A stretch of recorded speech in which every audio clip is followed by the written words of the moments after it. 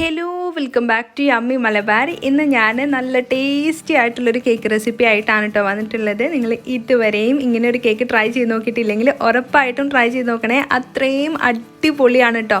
Mango കേക്കാണ് ഇന്നത്തെ നമ്മുടെ റെസിപ്പി. ഇതിൻ്റെ പേര് പോലെ തന്നെ മാംഗോ ചോക്ലേറ്റ് ഫ്ലേവർ വരുന്ന കേക്കാണ് കേട്ടോ ഇത്. അപ്പോൾ നമുക്ക് ഒട്ടും താമസിയാതെ എങ്ങനെയാണ് ഈ വായിലിട്ടാൽ അലിഞ്ഞിറങ്ങുന്ന നല്ല ടേസ്റ്റി ആയിട്ടുള്ള മാംഗോ കേക്ക് ചെയ്തെടുക്കാമെന്ന് നോക്കാം. അപ്പോൾ നമ്മുടെ ഈ റെസിപ്പിക്കായിട്ട് നമുക്ക് ആദ്യം ഡ്രൈ ഇൻഗ്രീഡിയൻസ് ഒന്ന് അരിച്ചെടുക്കാം. അപ്പോൾ അതിനായിട്ട് ഒരു അരിപ്പയിലേക്ക് 1/2 കപ്പ് അളവിൽ മൈദാമാവ് ചേർത്ത് കൊടുക്കണം. അപ്പോൾ നമ്മൾ 2 സ്പഞ്ച് ചെയ്തെടുക്കുന്നുണ്ട്, ഒന്ന് മാംഗോയും അതേപോലെ തന്നെ ഒന്ന് ചോക്ലേറ്റും. അപ്പോൾ 1/2 കപ്പ് വീതമാണ് നമ്മൾ ഡ്രൈ ഇൻഗ്രീഡിയൻസ് അരിച്ചെടുക്കാനായിട്ട് പോകുന്നത്. അപ്പോൾ 1/2 കപ്പ് അളവിൽ മൈദാമാവ് ചേർത്ത് കൊടുത്തതിന് ശേഷം നമുക്കിതിലേക്ക് 1/2 ടീസ്പൂൺ അളവിൽ ബേക്കിംഗ് പൗഡർ ചേർത്ത് കൊടുക്കാം. അപ്പോൾ ഈ ഒരു സ്പഞ്ച് ചെയ്തെടുക്കുമ്പോൾ ഞാൻ ബേക്കിംഗ് സോഡ ചേർക്കുന്നില്ല. ഫസ്റ്റ് സ്പഞ്ചിൽ ബേക്കിംഗ് സോഡ ചേർക്കാതെ ബേക്കിംഗ് പൗഡർ മാത്രം ചേർത്തിട്ട് നമുക്കൊന്ന് അരിച്ചെടുത്തിട്ട് നല്ലതുപോലെ മിക്സ് ചെയ്തിട്ട് ഒരു സൈഡിലോട്ട് മാറ്റി വെക്കാം. അപ്പോൾ നമ്മുടെ ഒരു സ്പഞ്ചിൻ്റെ ഡ്രൈ ഇൻഗ്രീഡിയൻസ് ഇവിടെ റെഡി ആയിട്ടുണ്ട്. ഇനി നമുക്ക് അടുത്ത ഡ്രൈ ഇൻഗ്രീഡിയൻസ് ഒന്ന് റെഡിയാക്കി എടുക്കണം. അതിനായിട്ട് സെയിം അരിപ്പ് തന്നെ എടുത്തിട്ടുണ്ട്. എന്നിട്ട് നമുക്ക് അതേ മെഷറിംഗ് കപ്പിൽ തന്നെ 1/2 കപ്പ് മെഷറിംഗ് കപ്പിൽ നമുക്ക് 2 ടേബിൾ സ്പൂൺ അളവിൽ കൊക്കോ പൗഡർ ചേർത്ത് കൊടുക്കണം. ടീസ്പൂൺ അല്ല കേട്ടോ, 2 ടേബിൾ സ്പൂൺ അളവിൽ കൊക്കോ പൗഡറും കൂടി ചേർത്തിട്ട് ബാക്കി ഭാഗത്തേക്ക് നമുക്ക് മൈദ അങ്ങ് ഫില്ല് ചെയ്ത് കൊടുക്കാം. അങ്ങനെ 1/2 കപ്പ് നിറയാക്കിയതിന് ശേഷം നമ്മുടെ അരിപ്പയിലേക്ക് ഇട്ട് കൊടുക്കാം.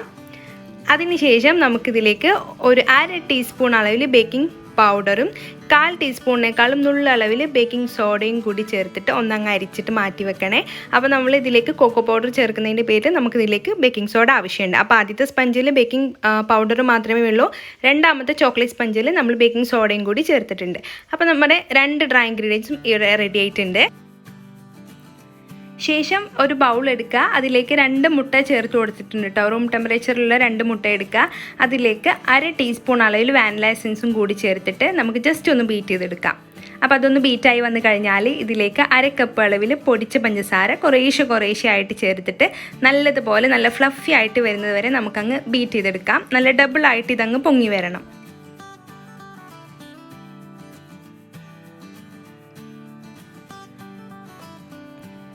അപ്പോൾ ഈ മുട്ടയും പഞ്ചസാരയും നല്ലതുപോലെ പൊങ്ങി വന്നിട്ടുണ്ട്. 2 മുട്ട ഇത്രയും ഒരു അളവിലായിട്ടുണ്ട് കേട്ടോ.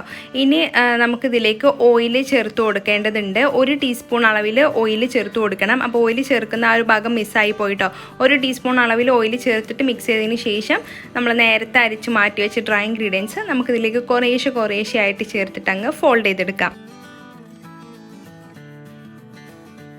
അപ്പോൾ നമ്മുടെ ഡ്രൈ ഇൻഗ്രീഡിയൻസ് മുഴുവനായിട്ട് ചേർത്ത് കൊടുത്തതിന് ശേഷം ഒരല്പം മാംഗോ എസൻസ് 2 ഡ്രോപ്പ് ചേർത്ത് കൊടുത്തിട്ട് നമ്മുടെ കേക്ക് ടിന്നിലോട്ടാക്കി മാറ്റിയിട്ടുണ്ട് കേട്ടോ. അത് വീഡിയോ റെക്കോർഡായിട്ടുണ്ടായിരുന്നില്ല. നമുക്ക് 45 രൂപയുടെ സ്ട്രോബെറി എസൻസ്, പിസ്ത എസൻസ് അങ്ങനെ ഒരുപാട് കിട്ടുമല്ലോ മാർക്കറ്റിൽ. അതിൽ മാംഗോ എസൻസ് 2 ഡ്രോപ്പ് ചേർത്തതിന് ശേഷം മിക്സ് ചെയ്തിട്ട് നമ്മുടെ കേക്ക് ടിന്നിലോട്ട് മാറ്റിയിട്ടുണ്ട്. 6 ഇഞ്ചിൻ്റെ കേക്ക് ടിന്നാണ് കേട്ടോ യൂസ് ചെയ്യുന്നത്. അപ്പോൾ നമ്മുടെ ആദ്യത്തെ കേക്ക് ബാറ്റർ ഇവിടെ റെഡി ആയിട്ടുണ്ട്. ഇത് ഞാനിപ്പോൾ ബേക്ക് ചെയ്യാൻ വെക്കുന്നില്ല, അവനിലാണ് വെക്കുന്നത്. അപ്പോൾ 2 കേക്ക് ടിന്നും ഒരുമിച്ച് വെക്കാമെന്ന് കരുതി. കുറച്ച് നേരം ആ കേക്ക് ടിന്ന് കുറച്ച് പുറത്ത് ഇരുന്നത് കൊണ്ട് കുഴപ്പമൊന്നുമില്ല കേട്ടോ. അപ്പോൾ നമുക്കിനി രണ്ടാമത്തെ കേക്കിൻ്റെ സ്പഞ്ചിൻ്റെ ബാറ്റർ ചെയ്തെടുക്കാം. അപ്പോൾ അതിനായിട്ട് നമ്മൾ 2 മുട്ട തന്നെയാണ് എടുത്തിട്ടുള്ളത്. 1/2 ടീസ്പൂൺ അളവിൽ വാനില എസൻസും കൂടി ചേർത്തിട്ട് ഒന്നങ്ങ് ബീറ്റ് ചെയ്തെടുക്കാം. ഇത് ജസ്റ്റ് ഒന്ന് ബീറ്റായി വന്നാൽ ഇതിലേക്ക് 1/2 കപ്പ് അളവിൽ പൊടിച്ച പഞ്ചസാര ചേർത്തിട്ട് നന്നായിട്ട് നല്ല ഫ്ലഫി ആയിട്ട് വരുന്നവരെ ബീറ്റ് ചെയ്തെടുക്കാം. നമ്മൾ ആദ്യത്തെ കേക്ക് സ്പഞ്ച് ചെയ്ത പോലെ തന്നെയാണ് കേട്ടോ.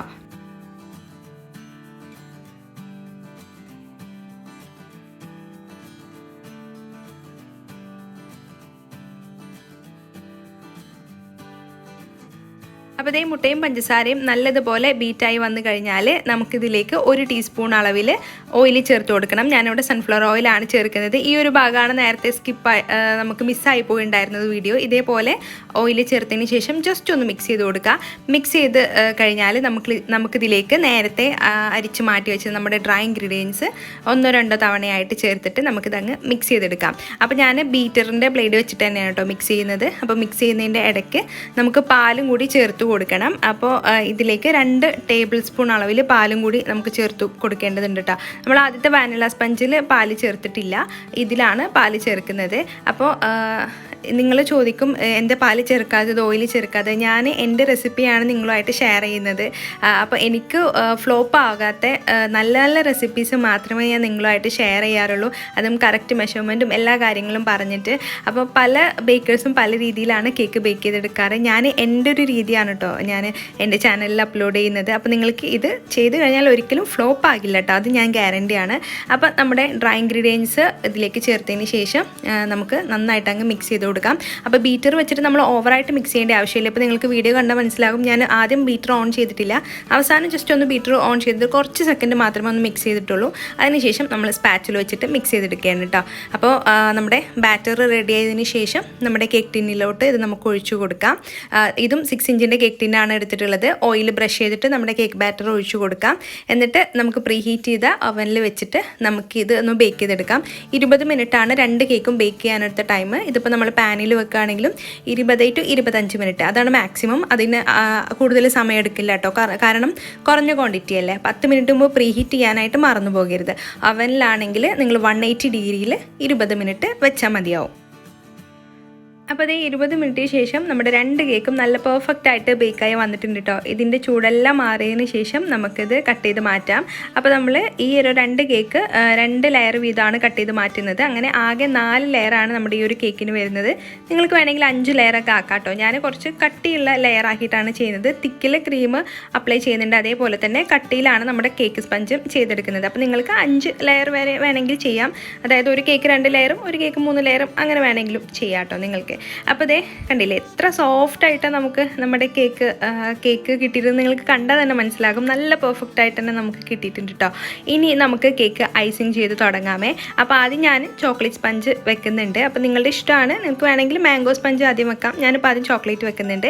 എന്നിട്ട് ഷുഗർ സിറപ്പ് കൊണ്ട് വെറ്റ് ചെയ്ത് കൊടുക്കുക. ഷുഗർ സിറപ്പായിട്ട് യൂസ് ചെയ്തിട്ടുള്ളത് പാലും പഞ്ചസാരയും അതേപോലെ തന്നെ ചോക്ലേറ്റ് ഗനാഷും ആണ് കേട്ടോ. എല്ലാ ഇൻഗ്രീഡിയൻസും അതിൻ്റെ മെഷർമെൻറ്റും ഞാൻ ഡിസ്ക്രിപ്ഷൻ ബോക്സിൽ കൊടുക്കാം, നിങ്ങളത് പോയിട്ടൊന്ന് ചെക്ക് ചെയ്താൽ മതി. അപ്പോൾ നമ്മുടെ ഷുഗർ സിറപ്പ് ആക്കി കൊടുത്തതിന് ശേഷം നമുക്ക് ചോക്ലേറ്റ് ക്രീം സ്പ്രെഡ് ചെയ്ത് കൊടുക്കാം. ചോക്ലേറ്റ് ക്രീം സ്പ്രെഡ് ആക്കിയതിന് ശേഷം ചോക്ലേറ്റ് ഗനാഷ് അതിന് മുകളിൽ സ്പ്രെഡ് ചെയ്ത് കൊടുക്കണം. എന്നിട്ട് അത് കഴിഞ്ഞതിന് ശേഷം നമുക്ക് മാംഗോ ഫ്ലേവറിലുള്ള കേക്ക് വെച്ച് കൊടുക്കാം. അപ്പോൾ നമ്മൾ സാധാരണ വാൻജോ കേക്ക് ചെയ്യുന്ന പോലെ തന്നെ വാനിലയ്ക്ക് പകരം മാംഗോ ആണ് എന്ന് മാത്രം.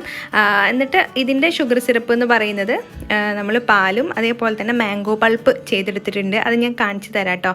മാംഗോ പൾപ്പ് പാലും അതേപോലെ തന്നെ പഞ്ചസാരയും കൂടിയിട്ട് മിക്സ് ചെയ്തെടുത്തതാണ് ഷുഗർ സിറപ്പ്. അപ്പോൾ അതുകൊണ്ട് നന്നായിട്ട് വെറ്റ് ചെയ്ത് കൊടുത്തതിന് ശേഷം നമുക്ക് ക്രീം സ്പ്രെഡ് ചെയ്ത് കൊടുക്കാം. ക്രീമിലൊരല്പം യെല്ലോ ഫുഡ് കളർ മിക്സ് ചെയ്തിട്ടുണ്ട്, അതാണ് കേട്ടോ ഈ ഒരു കളർ വന്നിട്ടുള്ളത്. ഇത് ഓപ്ഷണലാണ്.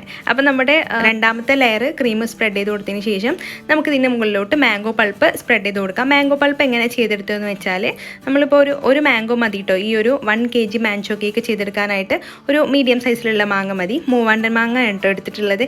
അത് നമ്മൾ അതിൻ്റെ ഫ്ലഷ് മാത്രം എടുത്തതിന് ശേഷം നമുക്ക് ഇതിലേക്ക് ഒരു 1/4 കപ്പ് കണ്ടൻസ്ഡ് മിൽക്കും കൂടി ചേർത്തിട്ട് മിക്സിയിലിട്ട് ഒന്നങ്ങ് ബ്ലെൻഡ് ചെയ്തെടുത്തതാണ് ഈ ഒരു മാംഗോ പൾപ്പ് എന്ന് പറയുന്നത്.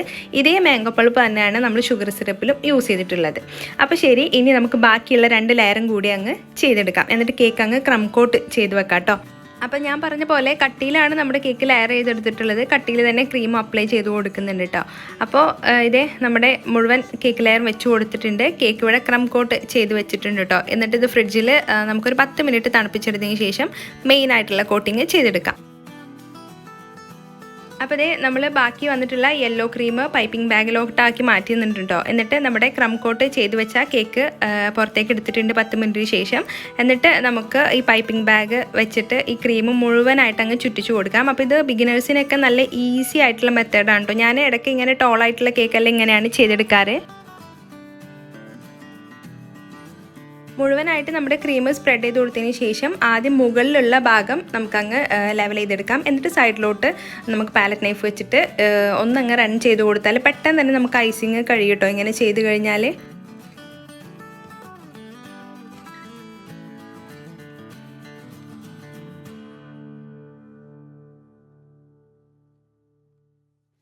അപ്പോൾ നിങ്ങൾക്കിത് കണ്ടാൽ തന്നെ മനസ്സിലാകും, പെട്ടെന്ന് തന്നെ നമുക്ക് സൈഡെല്ലാം ഒന്നങ്ങ് ഫിനിഷായിട്ട് കിട്ടിയിട്ടുണ്ട്. ഇനി നമുക്ക് മുകളിലുള്ള ഭാഗം ഇതേപോലെ പാലറ്റ് നൈഫ് വെച്ചിട്ട് ഒന്നങ്ങ് വൈപ്പ് ചെയ്ത് കൊടുക്കാം കേട്ടോ. പതിയെ ഒന്നങ്ങ് ടച്ച് ചെയ്ത് കൊടുത്താൽ മതി. അപ്പോൾ അതേ നമ്മുടെ കേക്ക് ഇവിടെ മുഴുവനായിട്ട് ഷേപ്പ് ചെയ്തെടുത്തിട്ടുണ്ട്. മുകൾ ഭാഗം നമുക്ക് ഗനാഷ് വരുന്നത് കൊണ്ട് ആ ഒരു പാലറ്റ് നൈഫിൻ്റെ ആ ഒരു ഭാഗമൊന്നും കാണില്ല കേട്ടോ. ആ ഒരു അൺഫിനിഷിംഗ് ആയിട്ടുള്ള ഭാഗമൊന്നും നമുക്ക് കാണില്ല.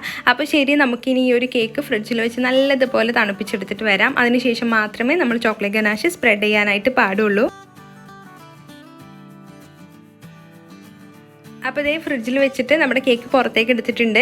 ഏകദേശം ഒരു 15 മിനിറ്റോളം മിനിമം നമ്മളൊന്ന് ഫ്രിഡ്ജിൽ വെച്ച് നന്നായിട്ട് തണുപ്പിച്ചെടുക്കണം കേട്ടോ. എന്നിട്ട് നമ്മുടെ ചോക്ലേറ്റ് ഗനാഷ് സ്പ്രെഡ് ചെയ്ത് കൊടുക്കാം. അപ്പോൾ ഇതേപോലെ അങ്ങ് ലെവൽ ചെയ്തിട്ട് മുകൾ ഭാഗം ലെവൽ ചെയ്തിട്ട് സ്പ്രെഡ് ചെയ്ത് കൊടുത്തതിന് ശേഷം നമുക്ക് സൈഡിൽ പൈപ്പിംഗ് ബാഗിലാക്കിയിട്ട് വേണം ഡ്രിപ്പിങ് കൊടുക്കാനായിട്ട്.